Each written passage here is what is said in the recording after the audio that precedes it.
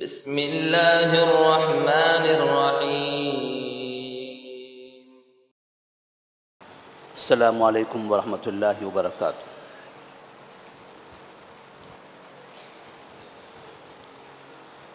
اعوذ باللہ من الشیطان الرجیم، بسم اللہ الرحمن الرحیم۔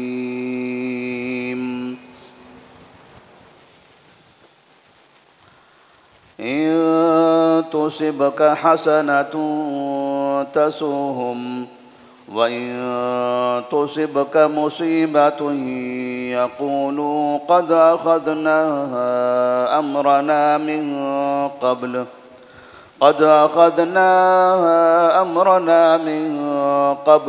وَيَتَوَلَّوْا وَهُمْ فَرِحُونَ قَدْ أَخَذْنَا أَمْرَنَا مِن قَبْلُ وَيَتَوَلَّوْا وَهُمْ فَرِحُونَ قُلْ لَن يُصِيبَنَا إِلَّا مَا كَتَبَ اللَّهُ لَنَا هُوَ مَوْلَانَا وَعَلَى اللَّهِ فَلْيَتَوَكَّلِ الْمُؤْمِنُونَ۔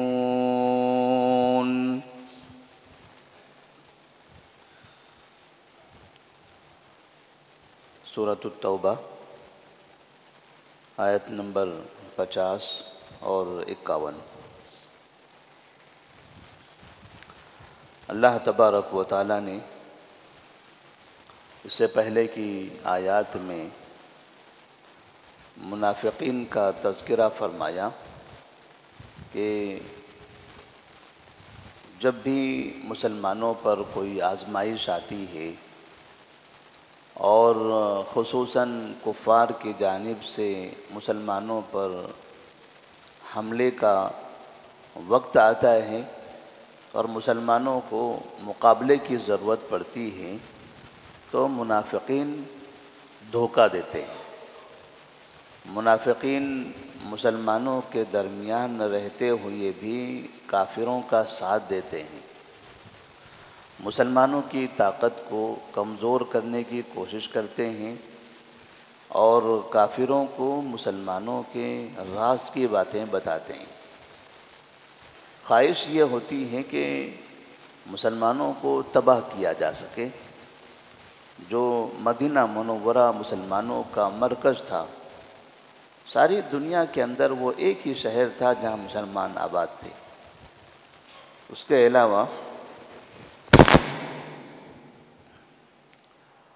کے علاوہ دنیا میں اور کوئی بھی جگہ نہیں تھی جہاں پر مسلمان بس رہے ہوں۔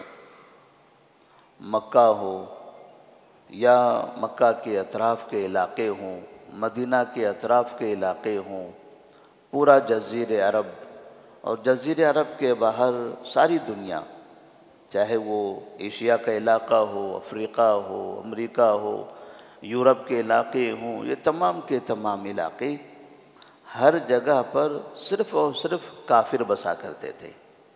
ایک چھوٹا سا شہر تھا جس میں چند ہزار مسلمان آباد تھے۔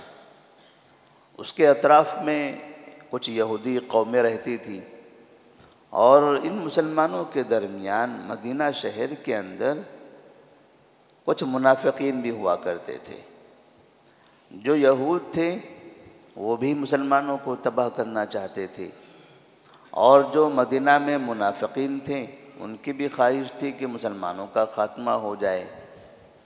اور دنیا کی جو دیگر طاقتیں تھیں، چاہے وہ عربوں کی طاقت جس کا مرکز مکہ تھا، یا پھر غیر عرب کی طاقت جس کا مرکز کسریٰ اور قیصر، روم اور فارس تھا، یہ سب لوگ مسلمانوں کو کمزور یا مسلمانوں کو مکمل طور پر ختم کرنا چاہتے تھے۔ لیکن اللہ تبارک و تعالیٰ نے اس نبی کو آخری نبی بنا کر بھیجا تھا، اور اب ایسا ہونے والا نہیں تھا کہ کوئی بھی قوم اس نبی کو ختم کر دے، اس نبی کی قوم کو ختم کر دے۔ اس دین کو اس نبی کے ہاتھوں، اس نبی کی امت کے ہاتھوں یہ تو مکمل ہونا ہی ہے، اور یہ قیامت تک مکمل ہوتا رہے گا۔ مکمل ہونے کا مطلب قیامت تک یہ باقی رہے گا، قیامت تک اس کا غلبہ رہے گا۔ دنیا میں کبھی ہم دیکھیں گے کہ بعض مرتبہ کمزوری آ گئی، لیکن پھر غلبے کے ایام آئیں گے۔ پھر کبھی کمزوری آ گئی، پھر مسلمانوں کا غلبہ ہوگا، اور یہ اونچ نیچ قیامت تک ہوتی رہے گی۔ ایک زمانہ تھا دنیا کے بعض علاقوں میں جہاں دیکھو وہاں صرف مسلمانوں کی حکومت ہوا کرتی تھی۔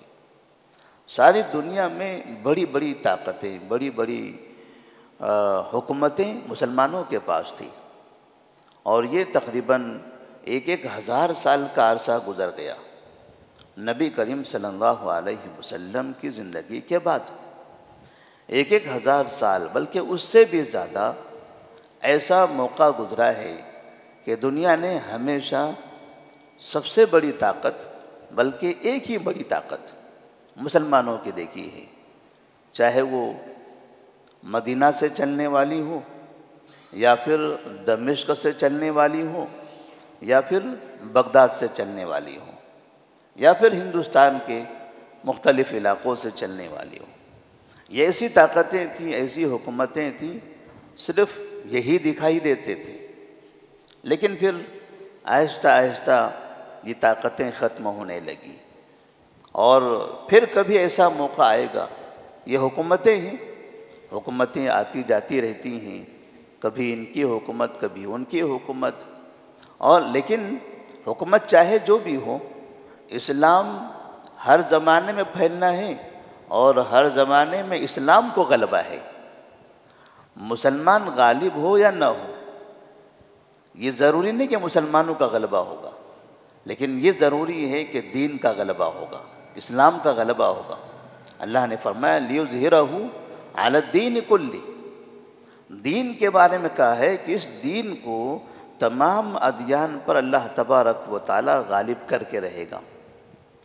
اگر پوچھا جائے اس ملک میں کون سا دین غالب ہے، تو یہ جواب ہوگا کہ اس ملک میں بھی دین اسلام غالب ہے۔ کفر یا کفر کے جتنے الگ الگ مذاہب ہیں، ان کا غلبہ اس ملک میں نہیں ہے، اس ملک میں اسلام کا غلبہ ہے۔ مسلمان گرچہ کمزور ہیں، لیکن دین اسلام غالب ہے۔ دین اسلام کی جو قوت ہے، جو اجتماعیت ہے، جو ایکتا ہے، یہ دوسری چیزوں میں آپ کو نظر نہیں آئے گی۔ اور لوگ جس طرح سے دین اسلام کی حفاظت کیے ہوئے ہیں، دین اسلام جس طرح اپنی اصلی شکل میں ہے، اس ملک میں کوئی بھی مذہب کوئی بھی اصلی شکل میں نہیں ہے، سب عجیب و غریب تماشوں میں موجود ہیں۔ کوئی اپنے دین پر نہیں ہے، صرف کھیل کود، تماشا، ہلڑ بازیاں اور دنگے فساد، یہ چیزوں میں ہے۔ کوئی دین پر نہیں ہے، شرارتوں میں ہے۔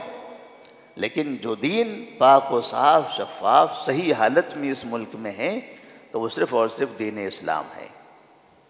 تو اللہ تبارک و تعالیٰ تو اس کو غالب کر کے رہنے والا، لیکن ساتھ میں اللہ تبارک و تعالیٰ نے اس کا بھی اظہار کر دیا کہ لوگ مسلسل اس دین کو کمزور کرنے کی کوشش کرتے رہیں گے، اور دین اسلام کو کمزور کرنے کے لیے ان کے پاس 2 راستے ہیں، یا تو دین اسلام کو بگاڑنا، یا پھر مسلمانوں کا خاتمہ کرنا۔ لیکن مسئلہ یہ ہے کہ نہ دین اسلام بگڑ سکتا ہے اور نہ مسلمانوں کا خاتمہ ہو سکتا ہے۔ کمی ضرور ہو سکتی ہے مسلمانوں کی تعداد میں، لیکن خاتمہ نہیں ہوگا۔ جہاں تک رہا مسئلہ دین اسلام کو بگاڑنے کا، تو اللہ تبارک و تعالیٰ نے تو وعدہ کیا ہے اِنَّا نَحْنُ نَزَّلْنَا الذِّكْرَ وَإِنَّا لَهُ لَحَافِظُونَ، اس قرآن کو، اس دین کو، اس شریعت کو نازل ہم نے کیا ہے، لہذا اس کی حفاظت ہم ہی کریں گے، اس کی حفاظت ہمارے ذمہ ہے۔ تو انسان اس دین کو مغلوب کرنا چاہے، مٹانا چاہے، اور اللہ اس کو بچانا چاہے، تو غلبہ کہاں سے ہوگا؟ غلبہ تو اللہ تبارک و تعالیٰ کا ہی ہونا ہے۔ بھلا انسان اپنی کمزور طاقت کے ساتھ کیسے اللہ کا مقابلہ کر سکتے ہیں؟ لیکن مٹانے کے لیے 2 طرح کی قومیں ہمارے پاس ہیں۔ ایک وہ جو کھل کر مسلمانوں کے خلاف ہیں، اسلام کے خلاف ہیں، جن کو ہم کافر کہتے ہیں، اور دوسری وہ قوم جو اس زمانے سے لے کر آج تک بھی مسلمانوں کے درمیان میں رہتے ہیں، مسلم ناموں سے رہتے ہیں، مسلم شکل و صورت کے ساتھ ہوتے ہیں، دنیا ان کو مسلمان سمجھتی ہے لیکن وہ ہوتے کافروں کے ساتھ ہیں۔ وہ ہمیشہ چاہے سیاسی معاملہ ہو، چاہے ملکی معاملہ ہو، چاہے دینی معاملہ ہو، چاہے معاشی معاملہ ہو، جب بھی مسلمانوں کو نقصان پہنچانا ہو، مسلمان اور کافروں کے درمیان اختلاف ہو، تو وہ ہمیشہ کافروں کا ساتھ دیتے رہے ہیں۔ اور یہ آج بھی ہو رہا ہے۔ آج بھی دنیا میں کتنے ایسے مسلمان ہیں جو مسلسل ایسی طاقتوں کا ساتھ دیتے ہیں جو طاقتیں مسلمانوں پر ہمیشہ ظلم کرتے ہوئے چلی آ رہی ہیں۔ تو اللہ تبارک و تعالیٰ نے ایسے ہی لوگوں سے چوکنا رکھنے کے لیے بار بار ان منافقوں کا تذکرہ فرمایا۔ یہ منافقین آخر ہے کون؟ یہ منافقین مدینہ میں رہتے تھے، نبی کے درمیان، صحابہ کے درمیان رہتے تھے، نبی کے پیچھے نمازیں پڑھتے تھے،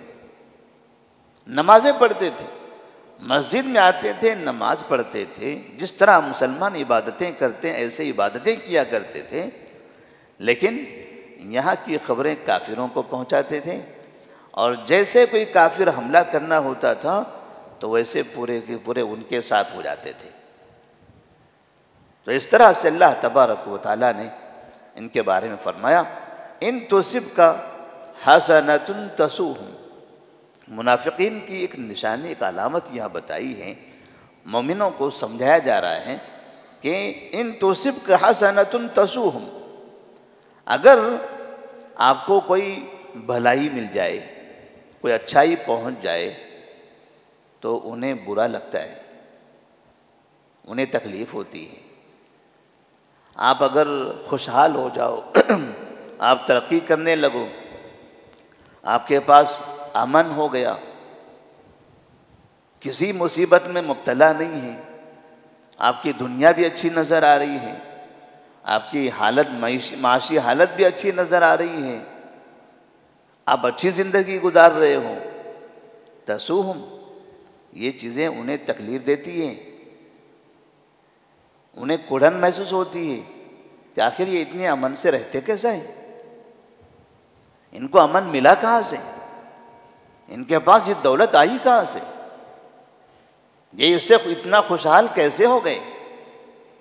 تو مسلمان جب خوشحال ہوتے ہیں، ترقی کرتے ہیں، دولت مند ہوتے ہیں، امن کے ساتھ رہنے لگتے ہیں، ان کا ملک امن والا ملک ہو جاتا ہے، تو اللہ فرماتے ہیں منافقین کو تکلیف ہوتی ہے۔ ان تصبک حسنۃ تسؤہم وان تصبک مصیبۃ یقولوا قد اخذنا امرنا من قبل،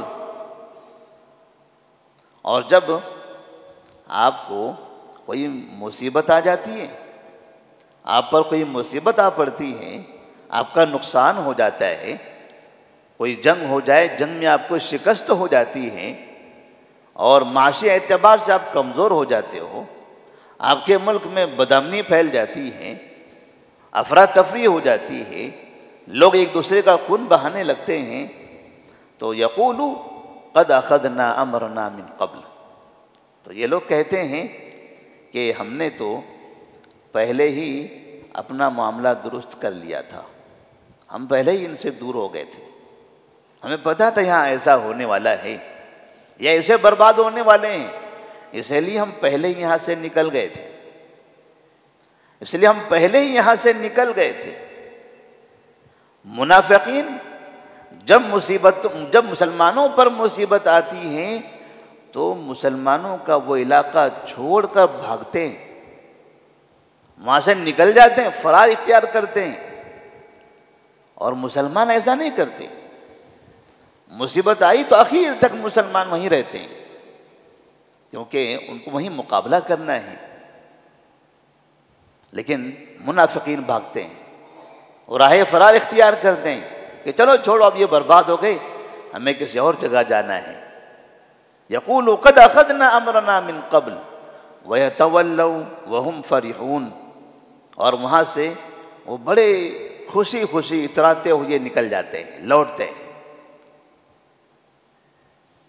اگر موجودہ دور میں غزہ کی حالت آپ دیکھیں تو یہ اندازہ ہوگا، یہاں سمجھ میں آئے گا کہ کیسے جب تک وہ خوشحال علاقہ تھا تب تک کہ بعض ایسی قومیں تھیں جو ہمیشہ اس کے پیچھے پڑے رہتی تھی، جب برباد ہو گیا تو لوگوں نے باقاعدہ اپیلیں کی، دنیا کی طاقتوں سے ہمیں چلے جانے دیجیے، ہمیں یہاں سے جانے دیجیے، ہماری دولت کو، ہماری کاروں کو، ہماری جائیداد کو، ہمارے خاندان کو چپ چاپ اچھی حالت میں، خوشحال حالت میں نکل جانے دیجیے۔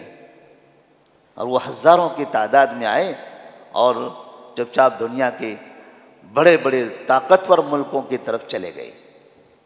جو مسلمان تھے وہ کہیں نہیں بھاگے، یا تو اپنا سر چھپانے کے لیے ادھر ادھر اطراف میں یہاں وہاں جھوپڑیاں بنا کر رہ گئے، یا اسی جگہ پر جیسے انہیں موقع ملا ویسے آباد ہو گئے۔ لیکن جو منافقین تھے وہ یا تو ترکیہ کی طرف چلے گئے، یا قطر کی طرف چلے گئے، یا امریکہ اور برطانیہ کی طرف چلے گئے۔ انہوں نے باقاعدہ اپیلیں کی، ہمیں اب نکل جانے دیجیے۔ وَيَتَوَلَّوْا وَهُمْ فَرِحُونَ، جب مسلمانوں پر مصیبت آتی ہے تو یہ پھر اتراتے ہوئے خوشی خوشی وہاں سے نکل جاتے ہیں۔ نبی کریم صلی اللہ علیہ وسلم کے زمانے میں ایسا ہوا کرتا تھا کہ جب مسلمانوں کی زندگی میں خوشحالی ہوتی، دولت آتی، تو منافقین آتے ہیں مسلمانوں کے پاس، ہم تو آپ ہی کے ساتھ ہیں، ہم اور آپ ایک ہی ہیں، تو اس سے ان کو کچھ فائدہ مل جاتا تھا۔ اور جیسے ہی پتہ چلتا کہ کفار مکہ بڑا لشکر لے کر آئے ہیں، ان پر حملہ کر رہے ہیں، یہ چپکے سے نکل جاتے ہیں۔ جیسے احد کے میدان میں کفار مکہ 3000 کا لشکر لے کر آئے تھے، احد کے دامن میں انہوں نے اپنی فوج کھڑی کر دی تھی۔ مسلمان مدینہ سے نکلے، احد کی طرف جانے لگے، جاتے ہوئے 1000 تھے، لیکن جب میدان میں مقابلہ شروع ہوا تو اس وقت ان کی تعداد 700 رہ گئی۔ اس میں سے 300 جنگ شروع ہونے سے پہلے نکل گئے۔ کیوں؟ اس لیے کہ اب یہ 700 برباد ہونے والے ہیں۔ 3000 کا جو لشکر ہے کفار مکہ کا، یہ 700 کے مسلمانوں کو برباد کرنے والا ہے۔ ان کے لیے ہم کیوں اپنی جانیں گنوائیں؟ ان کے لیے ہم کیوں برباد ہوں؟ جب جنگ بھڑکانا تھا تو یہ 300 مسلمانوں کے ساتھ رہیں، بھڑکاتے رہیں، ورگلاتے رہیں۔ وہ کفار مکہ ہمارے پاس آتے ہیں، وہ مدینہ پر حملہ کرنا چاہتے ہیں، ہم ان کا مقابلہ کریں گے، ہم ان کا مقابلہ کریں گے۔ یہاں تک کہ انہوں نے تو یہ مشورہ دیا تھا، احد پہاڑ کے پاس نہیں، مدینہ کے اندر رہیں گے ہم، یہاں آنے دیجئے، ہمارے گھروں کے پاس آنے دیجئے، ایک ایک کو پکڑ کر ماریں گے۔ اور جب دیکھا کہ نہیں، یہاں کا مشورہ کینسل ہو گیا ہے، احد پہاڑ کے پاس جانا ہے، وہاں جنگ کرنا ہے، کہا چلیے وہاں جائیں گے اور ان کو سبق سکھائیں گے۔ خوب نعرے والی باتیں کی، جذباتی والے باتیں کی، اور جیسے حقیقت میں عملی طور پر مسلمانوں کو جانے کی ضرورت پیش آئی اور حالات ایسے نظر آ رہے تھے، یہ 3000 کا لشکر بڑا خطرناک دکھائی دے رہا تھا، اور یہ مسلمان انتہائی کمزور نظر آ رہے تھے، نہ سواریاں ہیں، نہ ہتھیار ان کے پاس ہے، نہ جنگ کی کوئی بڑی تیاری دکھائی دے رہی ہے۔ ظاہر تو ظاہر ہوتا ہے، کافر اور منافق تو ظاہر کو دیکھ کر ایمان رکھتا ہے، جبکہ مسلمانوں کا ایمان تو اللہ پر ہوتا ہے، وہ ظاہر پر اتنا بھروسہ نہیں کرتا۔ تب یہاں منافقین 300 کے 300 راہ فرار اختیار کر کے بھاگ گئے۔ تو اللہ تبارک و تعالی مسلمانوں کو یہاں تنبیہ کرتے ہیں، مسلمانوں کو چوکنا کرتے ہیں کہ جب مسلمان پریشان حال ہوتے ہیں تو منافقین ہنستے ہیں۔ اور اگر اس کو اور اچھا واضح سمجھنا ہو تو آپ دیکھتے ہوں گے سعودی عرب میں خاص طور پر جب بھی وہاں امن رہا، خوشحالی رہی، دنیا میں کچھ ایسے مسلمان ہیں جو ہمیشہ گالیاں دیتے رہے، لیکن جیسے کوئی مصیبت آئی، سیلاب آ گیا، کوئی طوفان آ گیا، کوئی ایسی حالت وہاں خراب ہو گئی، ہمارے اردو اخبارات کو دیکھیے، خوشیاں منانے لگتے ہیں، اللہ کا عذاب آ گیا، آیا ان کے اوپر خدا کا عذاب، اب تباہ ہوں گے یہ لوگ۔ باقاعدہ مسلمان بھی اپنی مسجدوں میں تک بڑی بڑی کانفرنسوں کے اندر یہ بولتے ہوئے دکھائی دیتے ہیں، اب آ گیا وہاں اللہ کا عذاب۔ یعنی وہاں کوئی مصیبت آتی ہے تو یہ خوشی سے کہتے ہیں دیکھو اللہ کا عذاب آ گیا، اور جب دیکھتے ہیں وہ ترقی کر رہے ہیں، کافر ہیں، یہودیوں کے دوست ہیں، فلاں کے دوست ہیں، وہ تو ترقی کریں گے۔ مسلمان کبھی مسلمانوں کو خوشحال دیکھ کر پریشان نہیں ہوتا، مسلمان کسی مسلمان کو مصیبت میں دیکھ کر خوش نہیں ہوتا۔ کوئی مسلمان اگر مصیبت میں ہے، دنیا کے کسی بھی خطے میں ہو، جنگل میں کیوں نہ ہو، اسے تکلیف ہوتی ہے کہ میرا ایک مسلمان بھائی فلاں جگہ پریشانی میں ہے۔ اور کوئی مسلمان کسی جگہ پر بھی ہو، اگر وہ اچھی حالت میں ہو تو ایمان والا دل سے اس کے لیے خوشی کا اظہار کرتا ہے، چلیے میں نہ صحیح، کم سے کم میرا ایک بھائی تو اچھی حالت میں ہے، ایک بھائی تو امن میں ہے۔ دنیا میں اتنے ملک ہیں جہاں دیکھو آپ بدامنی اور بدامنی، فلاں جگہ کچھ ایسے ملک تو ہیں ہمارے جہاں پر دنیا کے سارے انسان جا کے وہاں امن کے ساتھ رہتے ہیں۔ مسلمان اگر ہے تو کم سے کم اتنی تو خوشی ہوتی ہے۔ لیکن جو منافقین ہوتے ہیں، منافقین یورپ، افریقہ، ان ملکوں کی ترقی کو دیکھ کر خوش ہوتے ہیں، لیکن خاص مسلم ملکوں کی ترقیوں کو دیکھ کر بدظن ہوتے ہیں، بدنامیاں کرنے لگتے ہیں، برا بولنے لگتے ہیں۔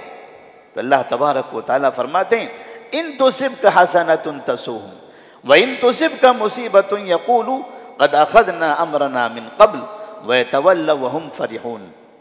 اسی لیے نبی کریم صلی اللہ علیہ وسلم خصوصی طور پر یہ دعا پڑھتے تھے، اللہم انی اعوذ بک من جہد البلاء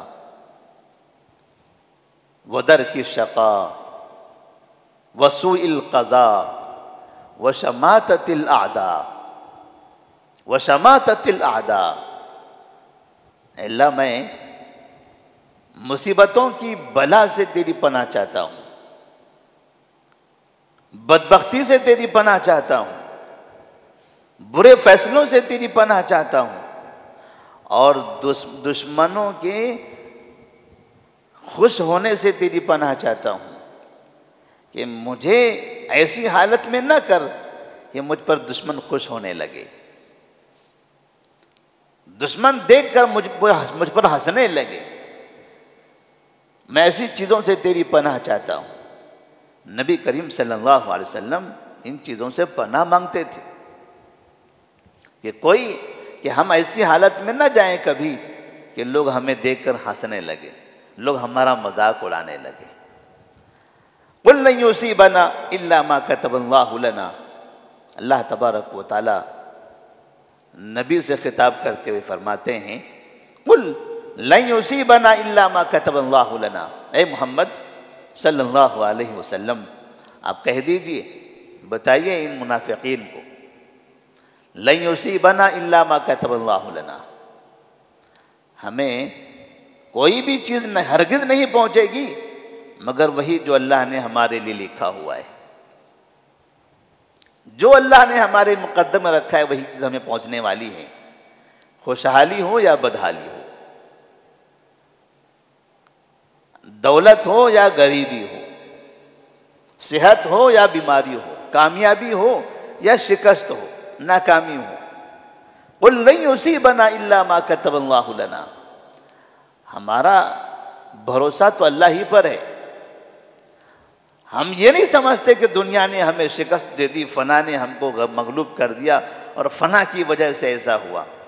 ہم یہ سمجھتے ہیں کہ اللہ تبارک و تعالیٰ نے ہمارے لیے یہی بہتر رکھا تھا۔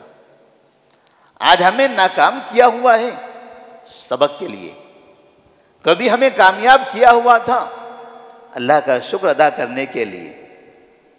ہم نے کامیابی میں اللہ کا شکر ادا نہیں کیا، 1000 سال کی حکومت برباد ہو گئی۔ آج ناکامی ہے، آج ہم شکست خوردہ حالت میں نظر آتے ہیں، تو آج یہ بھی ہمارے لیے امتحان کے لیے ہیں کہ اگر یہاں پر صبر کرو گے تو اللہ تبارک و تعالیٰ پھر پرانی وہ حالت جن حالت میں مسلمان ہوا کرتے تھے، پھر اللہ تبارک و تعالیٰ وہ لوٹائے گا۔ یہ اللہ کے ہاتھ میں، یہ کسی کے ہاتھ میں نہیں ہے۔ وَعَلَى اللَّهِ هُوَ مَوْلَانَا، وہ ہمارا مولا ہے، وہ کارساز ہیں، وہی مالک ہیں، وہی ہمارا مددگار بھی ہیں۔ وَعَلَى اللَّهِ فَلْيَتَوَكَّلِ الْمُؤْمِنُونَ، اور اللہ ہی پر مومنین کو بھروسہ کرنا چاہیے۔ ہر حالت میں مومن کا بھروسہ اللہ پر ہونا چاہیے۔